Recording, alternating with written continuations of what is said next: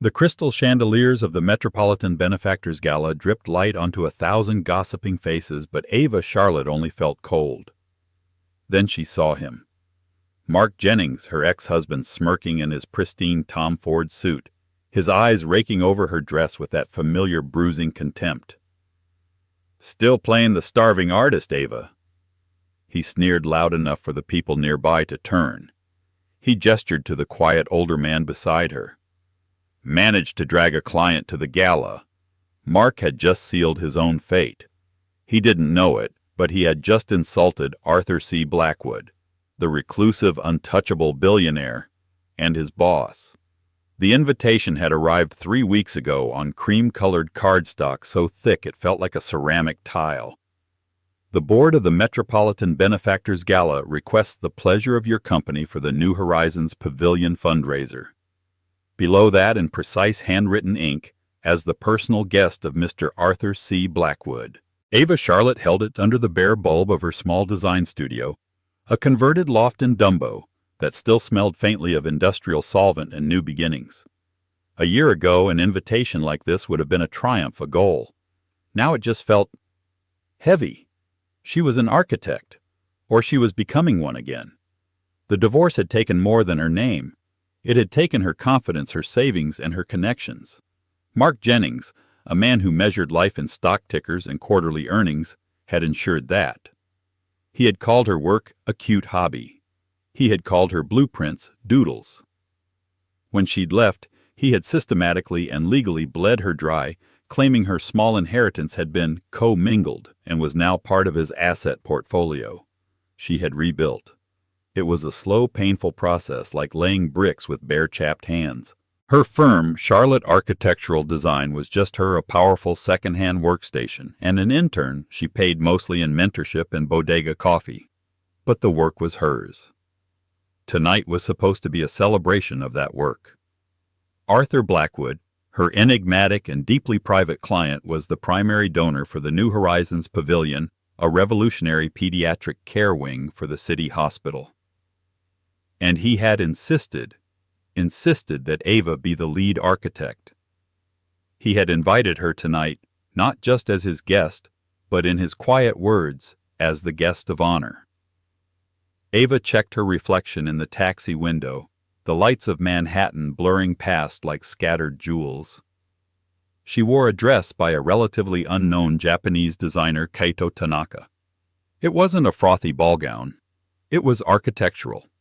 Made of a deep, almost black sapphire silk, it was structured with pleats so sharp they looked like folded steel fanning out from her waist in an asymmetric sweep. It was bold, minimalist, and utterly her, but she knew what Mark would have said. "Are you depressed, Ava? You look like a sad, expensive bird." She shook his voice from her head. Tonight was not about Mark. It was about the hospital, about the children, about the atrium she had designed to capture the morning light. The taxi pulled up to the Lincoln Center. The air crackled with the sound of camera flashes, polite laughter, and the clink of champagne flutes. Ava. A hand warm and steady touched her elbow. Arthur C. Blackwood stood beside her. He was a man who seemed to defy description.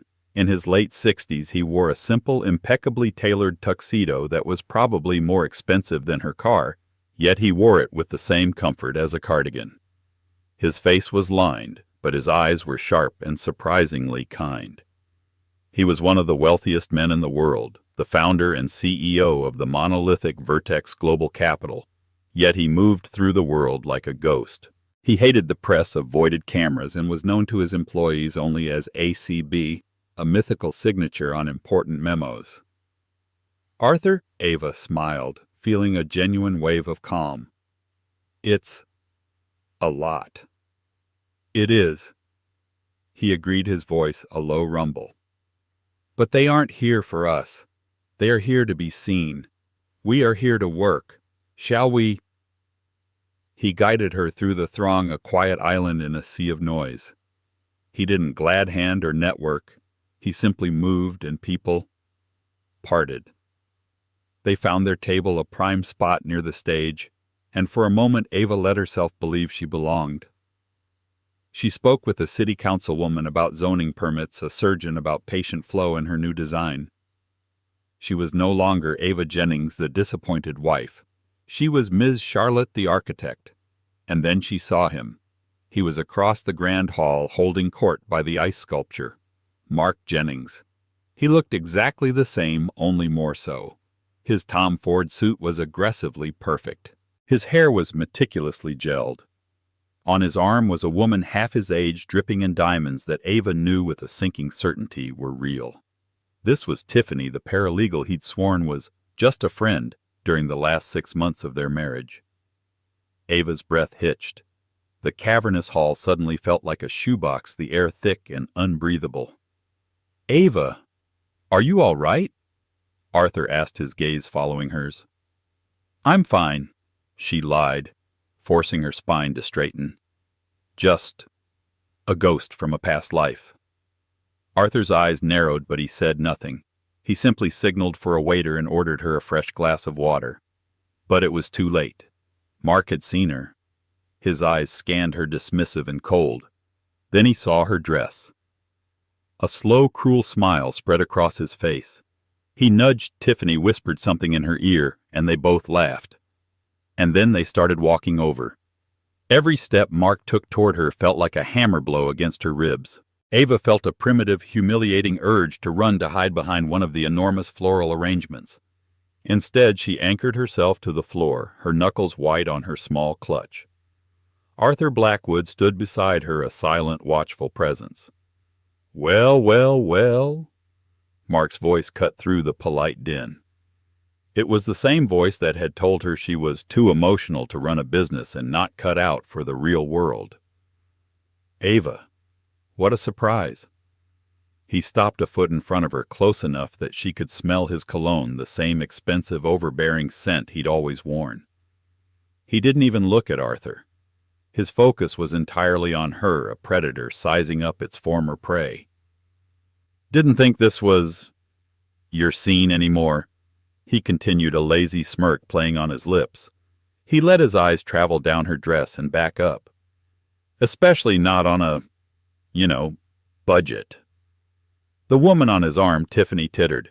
She was beautiful in the flawless, manufactured way of an Instagram model. Her dress was bright red, sequined, and left absolutely nothing to the imagination. "Oh, hi!" Tiffany chimed in, her voice high and breathless. "You must be Ava. Mark's told me, well, he's mentioned you." She looked at Ava's dress, her head tilting. "Wow, that is so interesting. Is it vintage or like conceptual?" It was a perfectly delivered velvet-gloved insult. "Hello, Mark. Tiffany." Ava said, her voice admirably steady, though her heart was trying to escape her chest. "You're looking well." "We are," Mark said, puffing out his chest. He clapped a hand on Tiffany's bare shoulder. "Just closed the Hong Kong merger. The bonus alone. Well, let's just say Tiffany's new earrings weren't from Zales." Tiffany giggled and touched one of the diamond clusters as if on cue. "I'm happy for you," Ava said, a bland, polite mask sliding into place. "If you'll excuse us." "No, wait." Mark held up a hand, his smile widening. He was enjoying this. He was in his element. A high-status room, a beautiful woman on his arm, and his failed ex-wife standing right in front of him. I have to hand it to you, Ava. Still trying that starving artist look. Some things never change, I guess." He gestured to her architectural dress. "What is that exactly? Did you lose a fight with an origami crane? I mean, really. At a place like this, it's sad. You're trying too hard to look like you're not trying." Ava flushed. The criticism was so specific, so marked, that it landed like a physical slap. This was the man who believed that value was determined solely by a visible logo. If it wasn't Gucci, Chanel, or Brioni, it was worthless. Her dress, which she had chosen with such care, suddenly felt like a Halloween costume. "My outfit isn't really your concern anymore, Mark," she said stiffly. "Oh, but it is," he laughed. "It's called second-hand embarrassment. I mean, look at Tiff. That's how you dress for a gala. You look like you're here to, I don't know, protest the lighting. The small circle of people around them had gone quiet watching the exchange. Ava felt their eyes a mix of pity and morbid curiosity. This was exactly what Mark wanted an audience for her humiliation. He finally turned his attention to the older man beside her. He gave Arthur a quick, dismissive once-over. Old, quiet, dressed in a boring, nondescript tux. Mark's brain, which was a high-speed social calculator, instantly categorized him. Old money maybe, but probably just some dusty professor or a minor patron of the arts she'd managed to snag as a client. "And you are?" Mark asked, his tone dripping with condescension. He didn't offer a handshake. Ava found her voice. "Mark, this is Arthur, my host for the evening." "Ah," Mark nodded, the smirk returning. "A client. Right." He turned back to Ava, his voice dropping to a conspiratorial stage whisper that everyone could still hear. "Listen, Ava, I get it. You've got to make a living. But try not to spill anything on the real guests, okay? It's not a good look for your patron here." He winked as if they were in on a dirty joke. Ava was frozen. The audacity, the cruelty, it was breathtaking. She had nothing to say. There was no witty comeback that could erase the sting of his words. Beside her, Arthur Blackwood, who had been observing the entire interaction with the stillness of a heron, shifted. He had been so quiet that Mark had clearly forgotten he was even there. Arthur took a half step forward, placing himself slightly in front of Ava. He looked at Mark. His eyes were not angry. They were not emotional at all. They were flat, cold, and analytical, like a geologist assessing a common rock. "You've said your piece," Arthur said, his voice quiet, yet it cut through the air with absolute authority. Mark, startled by the man's tone, actually recoiled. But his arrogance was a reflex. "I'm sorry," Mark scoffed. "And you are her bodyguard." "I am the man whose evening you are currently interrupting," Arthur said simply. Mark laughed, a short barking sound. "Right. Well, Arthur, just giving my ex-wife a little friendly advice. She's new to this. Clearly." He saw the man wasn't backing down. Mark decided to pull rank to put this nobody in his place and finish his humiliation of Ava in one fell swoop. He straightened his Tom Ford jacket, puffed out his chest, and adopted his boardroom voice. "Look, buddy," he said, "you don't know who I am. I'm Mark Jennings, Senior Vice President at Vertex Global Capital. I manage a 9-figure portfolio, so maybe you should be the one to step aside." He was practically glowing with self-importance. He'd just dropped the name of the most powerful private equity firm on the planet. He'd declared himself a king. Arthur Blackwood stared at him. A long, agonizing second of silence passed. Then from behind Mark, a new voice entered the fray. A panicked, breathless voice. "Mark! What in God's name are you doing?" Mark turned, annoyed. A shorter, sweating man in a tuxedo was frantically pushing his way through the small crowd. It was David Chen, Mark's direct boss, the managing director of the New York branch of Vertex. "David," Mark said, confused. "What's the matter? I was just saying hello to my ex." David Chen's face was ashen. He looked like he'd just seen a ghost. He ignored Mark completely, his eyes wide with terror, focused entirely on the quiet older man standing next to Ava. David rushed forward, his hands clasped, almost bowing. "Mr. Blackwood, sir." David stammered, his voice cracking. I had no idea you were attending in person. It's an honor, sir." "A complete honor. I'm David Chen from the New York office. We've never—" The world stopped. Mark's brain stuttered like a corrupted file. Mr. Blackwood. Blackwood. There was only one Blackwood associated with Vertex Global Capital. Not a Blackwood. The Blackwood. Arthur C. Blackwood. The founder. The CEO. The living legend. The reclusive, almost mythical billionaire who owned the entire company. The man whose name was on his paycheck. Mark's blood didn't just run cold. It evaporated. Mark Jennings stood frozen, his smug expression melting into a grotesque mask of horror. His mind was a frantic scramble trying to process the data. David Chen. Bowing. Mr. Blackwood. Vertex. Arthur. He looked at David, then at the quiet, unassuming older man, then at Ava, who was watching him with a pained, complicated expression. It's not possible. Arthur C. Blackwood was a name, not a person. He was a myth. A signature on the company's annual report. He hadn't made a public appearance in a decade. He was the invisible hand that moved markets, the man who hired and fired presidents of entire divisions with a single encrypted email. He was not supposed to be here in a boring tuxedo listening to Mark Jennings mock his ex-wife's dress. Tiffany, sensing the shift in power but not understanding its source, tugged on his arm. "Babe, what's going on?" "Who is that?" Mark couldn't speak. His throat had closed.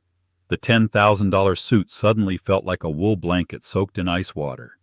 David Chen, oblivious to the preceding conversation and desperate to make a good impression, continued to gush. "Sir, I hope the New York branch has been meeting your expectations. The Hong Kong merger, which my SVP Mr. Jennings here—" "David," Arthur Blackwood said. The name was spoken softly, but it landed with the force of a gavel. David Chen stopped talking instantly, his mouth snapping shut. Blackwood's cold, analytical eyes moved from his fawning employee to Mark. He hadn't acknowledged Mark's earlier arrogant introduction. He did so now. "Jennings," he said. The name was flat, devoid of any inflection. "Senior Vice President, Hong Kong merger." Yes, sir," Mark stammered. The sound that came out was a pathetic croak. He instinctively tried to offer his hand, the one he had refused to offer just moments before. "Mr. Blackwood, sir, I had no idea. It is an honor." Arthur Blackwood looked at Mark's outstretched, trembling hand. He made no move to take it. He simply let it hang in the air, a monument to Mark's spectacular miscalculation, until Mark, his face burning with a shame so profound it was almost thermal, slowly let it drop. "You've seen my name on reports," Blackwood said. It wasn't a question, it was a statement. "And I've seen your name on reports." The implication was chilling. Mark wasn't just an employee, he was a file, a line item, a row on a spreadsheet that could be highlighted and deleted. David Chen finally sensed the abyss that had opened up. He looked at Mark's terrified face, at Ava's composed silence, and back to the CEO. "Sir, is there a problem?" Blackwood's gaze remained locked on Mark. Mr. Jennings was just offering Ms. Charlotte friendly advice on her attire. He was concerned she was not up to the standards of this event. He called her, a starving artist, and he referred to her dress as sad. The color drained from David Chen's face. He looked at Mark with a new dawning horror. "What did you do?" "He also—" Blackwood continued, his voice dangerously quiet. "Offered me some advice. He told me he was a senior vice president at Vertex Global Capital. He told me he managed a 9-figure portfolio. He seemed to believe this gave him the authority to tell me to step aside." Mark wanted to die. He wanted the polished marble floor to open up and swallow him whole. "Sir, I wouldn't. It was a misunderstanding." "Was it?" Blackwood turned his head just slightly to Ava. His entire demeanor softened. The ice in his voice melted, replaced by a genuine paternal warmth. "Ava, is this man bothering you?" The shift was so stark, so immediate, that everyone watching, and by now the entire section of the hall was watching, understood.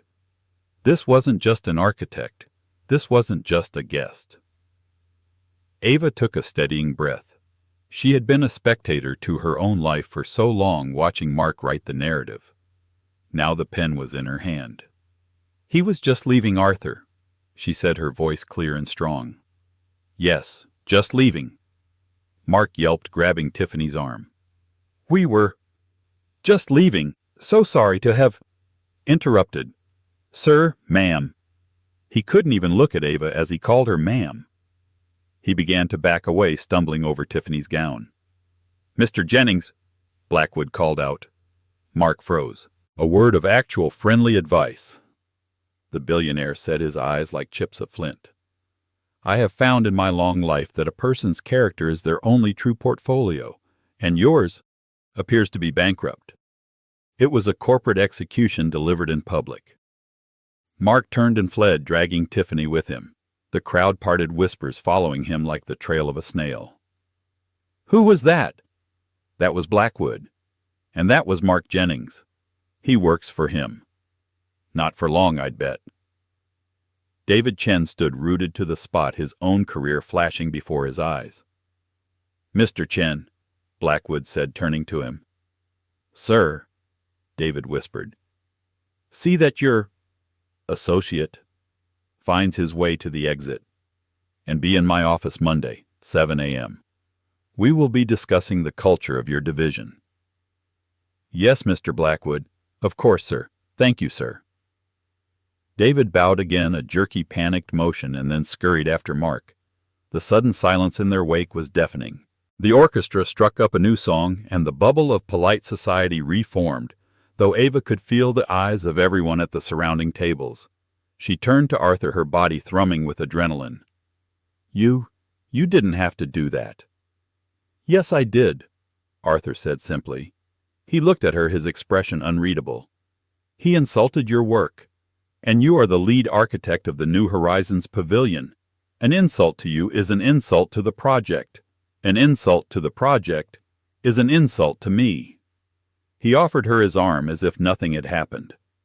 "Now I believe the fundraiser is about to begin, and they are going to unveil your name on the dedication plaque." Ava looked at him, at this quiet, powerful man who had just dismantled her past with a few surgically precise words. She took his arm. "Thank you, Arthur," she said. "Think nothing of it, Ava," he replied, guiding her toward the stage. "Bullies only understand one language. It's time they heard yours." The rest of the gala passed in a blur for Ava. She was seated at the head table next to Arthur and the mayor. Her name was mentioned from the podium. A digital rendering of her light-filled atrium was projected onto a massive screen, and people applauded. Not polite claps, but genuine, enthusiastic applause. Several prominent figures, including the very city councilwoman she'd spoken to earlier, made a point to come to her, shake her hand, and call her design visionary. She was in the space of 15 minutes no longer Mark's ex. She was Ms. Charlotte, the architect of the most anticipated philanthropic project in the city. The encounter with Mark, so brutal and humiliating, began to shrink, to recede, until it was just a small sour note in an otherwise triumphant symphony. For Mark Jennings, the symphony was over. He had dragged Tiffany out of the main hall, his hand clamped around her bicep like a vice. "Mark, you're hurting me," she hissed, yanking her arm away once they were in the relative anonymity of the lobby. "What the hell was that? Who was that man?" "That," Mark choked out, his face a sickly pale, "was Arthur Blackwood." "So an old rich guy. You insulted him, he insulted you. You looked like an idiot. Let's just go back in and—" "You don't understand." Mark snapped, his voice a frantic whisper. "He's not an old rich guy. He's the old rich guy. He's my boss. He's the B in ACB. He is Vertex Global Capital." Tiffany's perfectly painted mouth fell open. The implications, even for her, were clear. "He's your boss. Like your boss's boss's boss. Like the owner, Tiffany, the man who could end my entire career with a snap of his fingers." "Oh my God!" She breathed, her eyes wide. "And you told him to step aside, and you insulted her, and she was with him." Yes, I didn't know." Mark ran his hands through his hair, ruining the perfect gel. "How could I know he's a ghost in her? How the hell is Ava, my mopey artistic ex-wife? How is she his personal guest?" "Maybe she's not as sad as you thought," Tiffany said, her voice turning sharp. The panic was fading, replaced by a cold, calculating anger. She was reevaluating her own investment. "What am I going to do?" Mark moaned, pacing the lobby. David Chen looked at me like I was a dead man. Blackwood himself. "Your portfolio is bankrupt. He was firing me. He fired me in front of everyone." "Stop it," Tiffany snapped. "You don't know that. Pull yourself together. You're Mark Jennings. You're a senior VP. You're not some intern. You can fix this. You'll send an email. You'll apologize." "Apologize?" Mark laughed a high-pitched hysterical sound. "To him, you don't just email Arthur Blackwood. He's a black hole. Nothing gets in or out unless he wants it to. And he wants me out." He saw his reflection in the glass doors. A man sweating in a $10,000 suit. His hair a mess. His date looking at him with open contempt. He saw the image of Ava poised and strong standing next to the most powerful man he'd ever seen. He saw her dress the one he'd called sad, and realized with a sickening jolt that it wasn't sad. It was unique. It was expensive. It was couture. He just hadn't recognized it because it didn't have a logo stitched on the outside. He had mistaken substance for a lack of style. "This is her fault," he snarled, planting on the new narrative. "She set me up. She knew. She sat there and let me walk right into it. She wanted to humiliate me." Tiffany looked at him, her expression unreadable. "Maybe," she said, her voice flat. "Or maybe you just did it all by yourself." She stepped away from him toward the door. "I'm getting a cab." "What, Tiff, wait. We're in this together." "No, you're in this," she said, pulling her fur wrap tighter. "I'm not. I'm not tying myself to a sinking ship. You told me she was a nobody. You told me you were the king. You're not even a knight. You're a jester, Mark, and you just insulted the entire court." She pushed through the revolving door and disappeared into the night, flagging down a taxi with the ease of a woman who knew her own value would be reassigned by morning. Mark was left alone in the echoing lobby, the sound of the distant orchestra, a mocking reminder of the world he had just been ejected from. He looked down at his trembling hands, his career, his life, his carefully constructed image. All off it dismantled in under 3 minutes by the ex-wife he thought he had already destroyed. He had flown too close to the sun, and he hadn't even realized Ava was the one who had inadvertently lit the match. He finally understood the cold fury in Blackwood's eyes. It wasn't just that Mark had insulted his guest. Mark had insulted his judgment. He had insulted a project that was clearly personal. He had, in his blind arrogance, mistaken a queen for a pawn, and he had tried to sweep her off the board in front of the king. To understand how Ava Charlotte, a woman rebuilding her life from scratch, came to be the personal guest of the mythical Arthur C. Blackwood, one had to go back 8 months. The divorce had been finalized, and Ava was, as Mark had intended, financially devastated. He had played a corporate game with their marriage hiding assets in offshore accounts and complex trusts that her lawyer, a public services attorney, couldn't hope to untangle. Ava had walked away with her clothes, her books, her car, and a single battered bank account with $4,000 in it. She had found the loft in Dumbo, paid the deposit, and had just enough left for a computer and a drafting table. For 2 months she'd lived on ramen in desperation, sending out hundreds of proposals to design firms, construction companies, and wealthy individuals. Charlotte Architectural Design was a firm of one. 99% of her emails were ignored. The 1% that weren't were polite rejections. "We're not hiring. Your portfolio is a little residential for our needs. We're looking for someone with more large-scale project experience." Then an email arrived. It was from an A.C. Winters with a simple Gmail address. The message was brief. "Ms. Charlotte, I saw your conceptual design for the Greenwood Youth Shelter online. It was a student project. I believe I was impressed by your use of natural light and recycled materials. I am looking to commission a private library and study for my estate in the Hudson Valley. Are you available for a consultation?" Ava had thought it was spam, but a quick search showed the Greenwood Youth Shelter design a passion project she'd put on her bare-bones website had won a small, obscure online design award. She'd agreed cautiously. A consultation couldn't hurt. She'd taken her '09 Civic on the 2-hour drive upstate. The estate was not an exaggeration. It was a sprawling, beautiful, old-world property hidden behind acres of deep forest. The man who greeted her at the door was not a butler, but Mr. Winters himself. He was older, dressed in worn corduroys and a flannel shirt, and had the piercing eyes she would come to know. He introduced himself as Arthur. He made them tea. He showed her the space, a large, dark, wood-paneled room. "My wife loved this room," he'd said, his voice soft. "She passed 3 years ago. It's been dark ever since. I want to honor her, but I also want it to feel alive again." For 3 hours they didn't talk about money or contracts. They talked about light.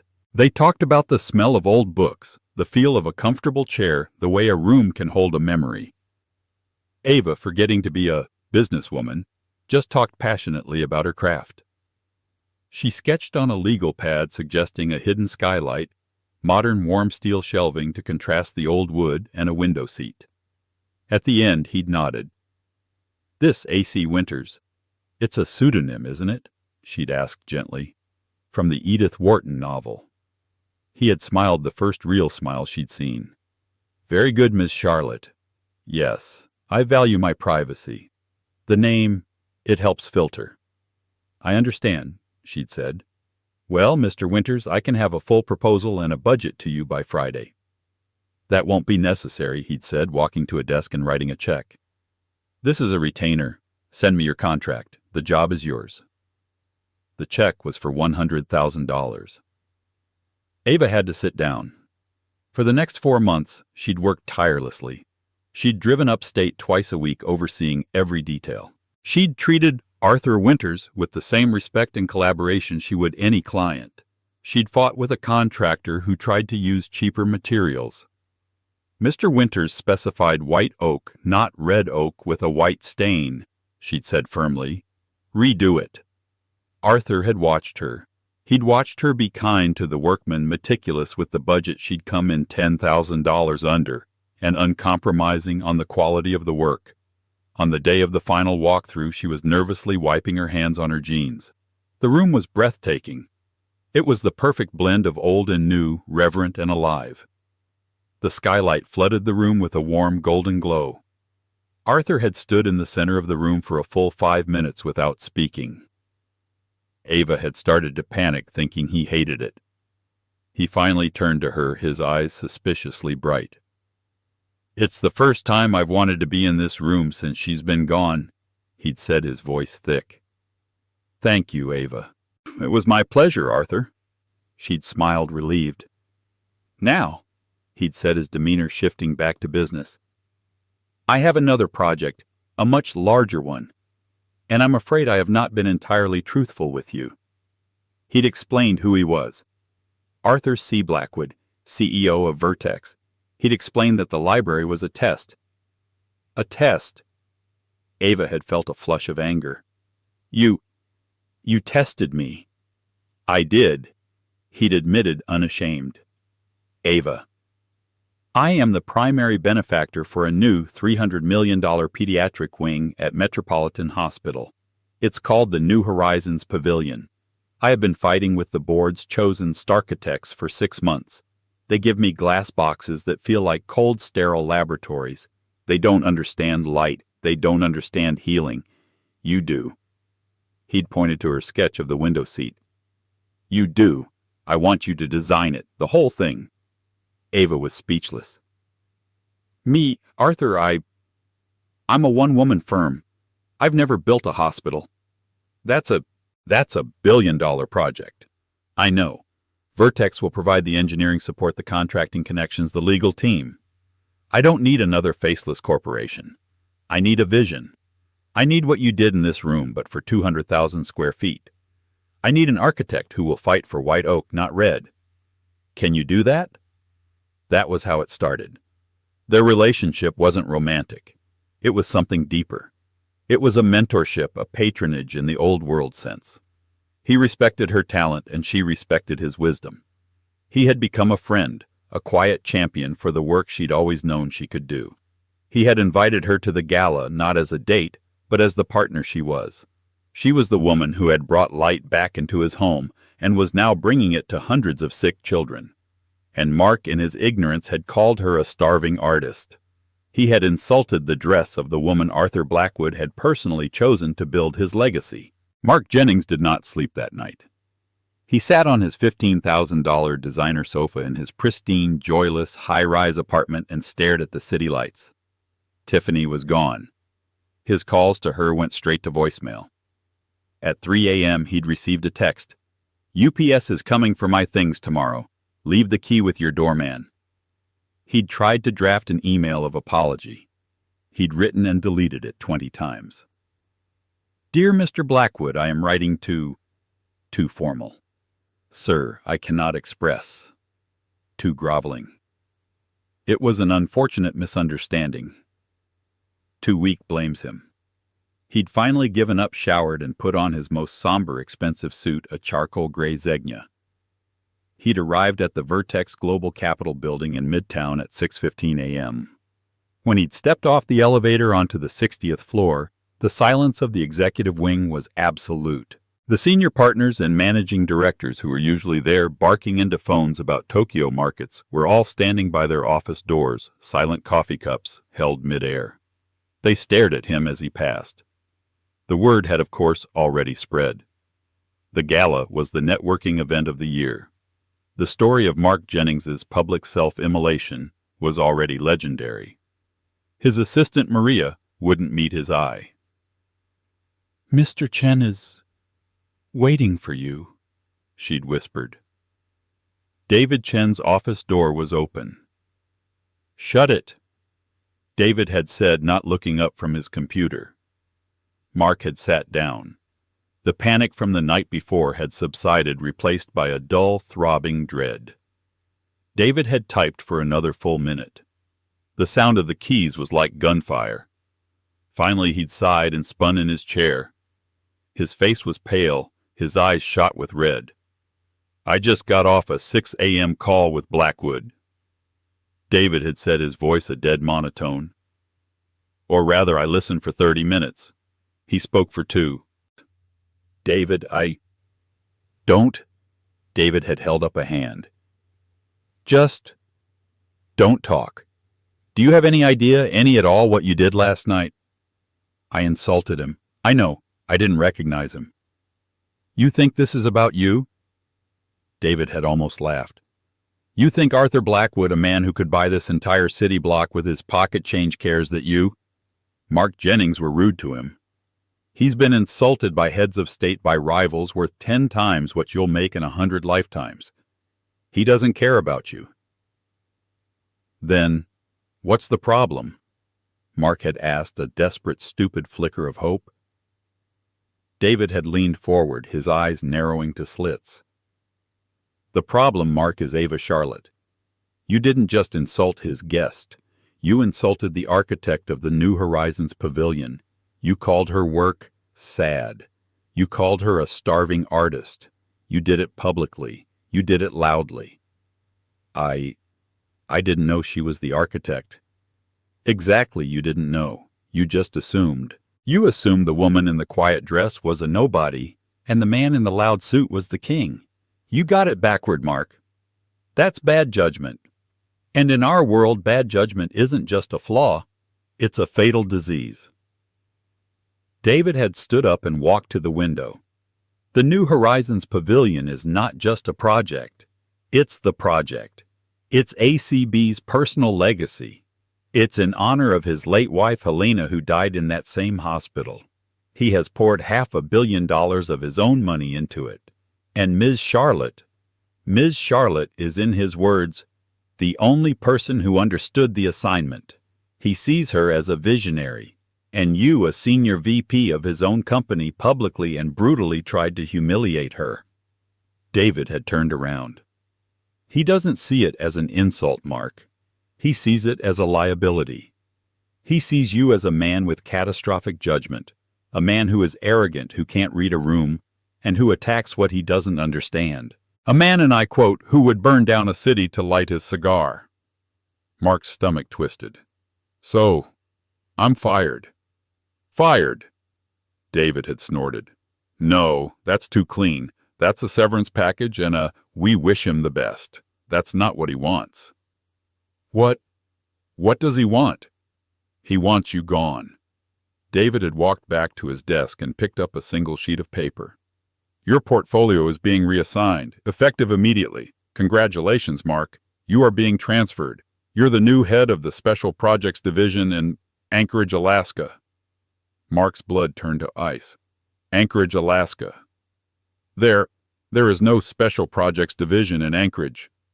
There is now, David had said coldly. It's you. Your new assignment is to, and I'm reading from the memo, research and analyze potential emerging market opportunities in the North Slope. It's a dead-end, Mark.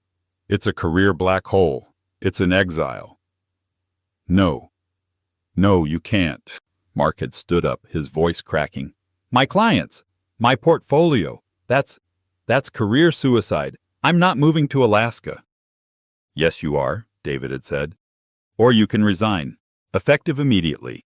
No severance, no bonus. And Vertex will, of course, release a public statement as to why you are resigning, citing your profound lack of judgment and unprofessional conduct at a company-sponsored event. Good luck getting a job at Goldman or J.P. Morgan after that. Your name will be mud on Wall Street before lunch. It was a checkmate. He was ruined. He could take the public execution or he could take the slow, cold death in the Arctic. HR will be in touch about your relocation package, David had said, turning back to his computer. I'd buy a good coat. Mark had stood there, his world collapsing. He'd looked at David, his boss, his one-time friend with whom he'd played squash. David, please. David hadn't looked up. Your plane ticket is booked for Wednesday. Pack your desk. Security will escort you out. Mark had walked out of the office in a daze. The other partners were no longer pretending not to look. They were staring, their faces a mixture of pity and worse relief. A problem had been dealt with. He had gone to his desk. Maria had already packed his personal items into a single sad cardboard box. As security had walked him to the elevator, his phone had buzzed. It was a new text from Tiffany. It was just a photo, a selfie. She was at a table at Per Se, the 3 Michelin star restaurant. She was holding a champagne flute. The man sitting across from her, just out of frame, was wearing a Patek Philippe watch Mark recognized. It belonged to Michael Harrison, a rival managing director at J.P. Morgan. The elevator doors had closed, sealing Mark Jennings in the dark. 1 year later, the air smelled not of solvent and old coffee, but of fresh paint, polished Italian terrazzo, and the faint green oxygen-rich scent of a 4-story living wall.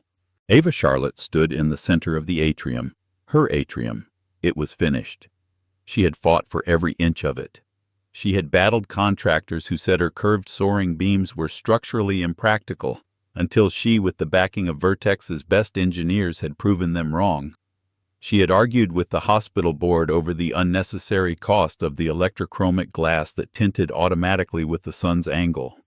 She had spent sleepless, frantic nights redrawing fluid dynamics for the ventilation system, ensuring the air felt like a breeze, not a recycled, sterile hospital gust.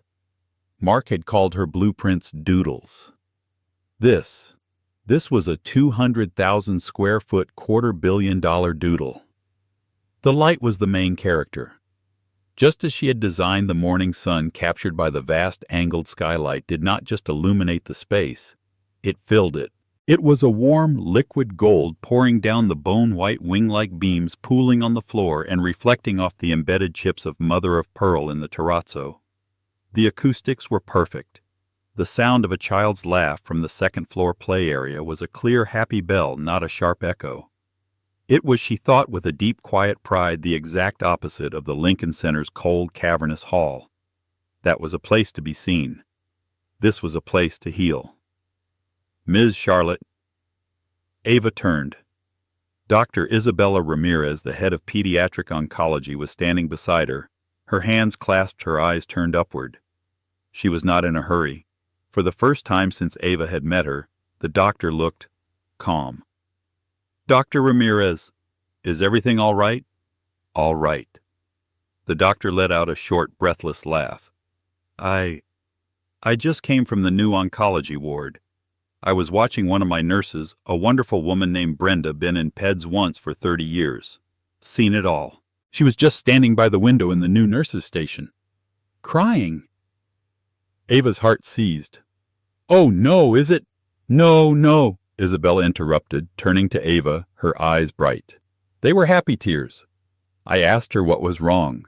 She pointed out the window at the light, the view of the green roof you built. She said, 'For 30 years I've taken my breaks in a concrete basement room with a flickering fluorescent light. Today, I felt the sun on my face. I feel like I can breathe before I go back in. You didn't just build a building, Ms. Charlotte. You built us a sanctuary.'" Ava felt her own throat tighten. "That was the idea, Doctor. For all of you." "Well, you've done it." A quiet, familiar footstep approached. Arthur Blackwood joined them, wearing his simple uniform of a dark gray suit, no tie. He looked at the light, then at Ava, then at the doctor. "Helena would have loved this," he said, his voice a low rumble. "She was a gardener. She believed that light and life were the same thing. The other architects, they gave me glass boxes. They gave me monuments to their own egos. They didn't understand why. You," he looked at Ava, "you understood." He pointed to the massive living wall, vibrant with ferns and philodendrons. "You built her a garden. In the sky." He cleared his throat, the emotion of the moment settling on him. "Dr. Ramirez, is your team ready? I believe the mayor is waiting." The grand opening was a week later. It was not a glittering nighttime gala. It was a 10 a.m. sun-drenched ribbon cutting. The crowd was different. It was doctors in lab coats, nurses in scrubs, donors in modest suits, and a small, respectful contingent of the press. Ava stood by the podium, her speech on a small note card, her heart hammering against her ribs. Arthur said a few quiet words. The mayor gave a booming speech about the future of New York healthcare. Then the president of the hospital, a man named Robert Harrison, stepped up to the microphone. "This pavilion is a testament to what is possible when philanthropy and vision unite," he said. "It is my profound honor to dedicate the Arthur and Helena Blackwood Pavilion." A wave of applause. Ava clapped enthusiastically, smiling at Arthur, who simply nodded a pained private smile for his late wife. "But," Mr. Harrison continued, "there is one more person. This project was not just funded, it was envisioned. It was brought to life by an architect who fought for every beam, every pane of glass, every single ray of light, because she believes that healing is an art as much as a science. We had intended to simply place a small plaque in her honor, but Mr. Blackwood insisted." Harrison gestured to the side of the main entrance where a large silk-draped object was fixed to the wall. A moment of silence. "He insisted that the vision be given equal weight to the funding. It is my honor to unveil the permanent name of the heart of this building." 2 orderlies pulled the cord. The silk sheet fell away, revealing in deep, elegant letters carved into the granite itself, "The Ava Charlotte Wing." Ava's breath stopped. Her hand flew to her mouth. The entire crowd, doctors, nurses, the mayor, the press, all turned to her and erupted in a standing ovation. She looked stunned at Arthur. He was already on his feet, his face lit with a rare, wide, genuine smile, clapping the loudest of all. Her name, not Jennings. Charlotte, carved in stone, a part of the New York skyline, permanent. After the ceremony, after the handshakes and the tears, Ava found herself alone again in her atrium, the applause a fading echo. She was just watching the light move. "Ms. Charlotte." She turned.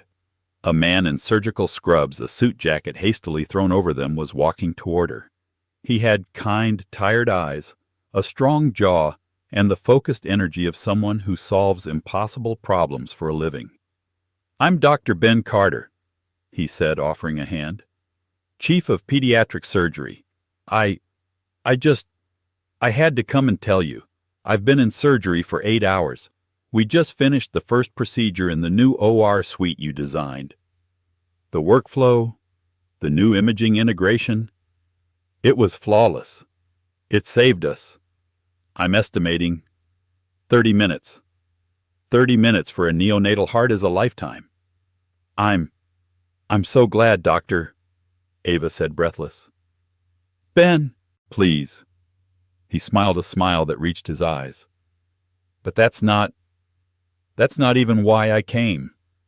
It was the recovery room, the parents' lounge. You put windows in, low, wide windows looking out at the park. For 30 years I've had to give parents the worst and sometimes the best news of their lives in a beige, windowless box. Today I got to tell a mother her son was going to be okay. And the sun was on her face. You thought of that. I did, she said softly. I thought about it a lot. I know, he said. He looked at her a long, appraising look that held no arrogance, no calculation. It was simple, direct respect. I know this is incredibly unprofessional and my timing is probably terrible, but I'm never off duty enough to ask otherwise. When you are not busy, you know, building masterpieces, would you let me take you to dinner somewhere with no fluorescent lights? I promise. Ava looked at him. At this kind, intelligent, good man whose work saved lives. A man who saw her, not her dress, not her patron, but her work. A slow, genuine smile spread across her face. I'd like that very much, Ben. Great, he said, his pager buzzing at his hip. He sighed. My chariot awaits. I'll call your office. Please do. As he smiled and hurried off toward the surgical wing, Ava stood alone for a moment, the atrium sunlight warming her face. Her phone buzzed in her pocket. She pulled it out. A notification from LinkedIn. Mark Jennings has updated his position. She almost deleted it. It was a reflex to swipe away anything to do with him. But overcome by a faint, distant curiosity, the way one might look at a photo from a high school yearbook, she tapped it. The screen loaded. The profile picture was small, grainy. The confident, gelled hair smirk was gone. It was a man thinner in a heavy-duty orange parka, a fur-lined hood pulled up. He was standing in front of a corrugated metal warehouse, a bleak gray sky pressed down. Mark Jennings, logistics consultant, company Northern Lights Supply Company, location Anchorage, Alaska. She read the job summary. Oversight and management of freight forwarding and Arctic-grade equipment logistics for remote North Slope drilling sites. She stared at the photo. The man who had mocked her for being a starving artist was now quite literally in a frozen wasteland tracking shipping containers of drill bits and thermalware. He hadn't been fired. He had been banished, sent to a place where his Tom Ford suits and his 9-figure portfolio meant nothing. A place of cold, dark, and utter irrel Charlotte. Ava waited for the feeling. The surge of triumph. The I told you so. The sweet, sharp taste of revenge. But there was nothing. She felt nothing at all. Not anger, not pity, not even satisfaction. It was like looking at a photo of a stranger from a life she'd never lived. He wasn't a ghost. He wasn't a demon. He was just a line item on a spreadsheet in a file she had closed a long time ago. He was a man defined by his own choices, living in the cold gray world he had built for himself. She put her phone away, silencing it. Arthur walked up, standing beside her. He didn't ask what she was looking at. He simply stood with her, the two of them looking up at the soaring wing-like beams. You built it, Ava, he said, his voice echoing slightly in the vast, hopeful space. She took a deep, clean breath. The air smelled of new life. Yes, she said, her voice clear and strong. We did. Ava Charlotte turned from the center of the atrium and, with her name carved in stone behind her, walked toward the grand entrance. She walked out of her past, out of the shadows, and into the brilliant, healing sunlight of her own design. Ava's story isn't just about revenge. It's about renaissance. It's about building a new life from the ruins of an old one. It's about realizing your true value when someone else refuses to see it. Mark saw a sad dress. Arthur Blackwood saw the architect who would build his legacy. In the end, true success isn't about humiliating those who hurt you. It's about outgrowing them so completely that they no longer even matter. If you believe in the power of second chances and the sweet, quiet victory of integrity, please show your support. Hit that like button, share this story of triumph with someone who needs to hear it, and be sure to subscribe for more real-life drama where character always wins the day. What did you think of Mark's downfall? Was it justice or was it too harsh? Let us know your thoughts in the comments below. We read every single one.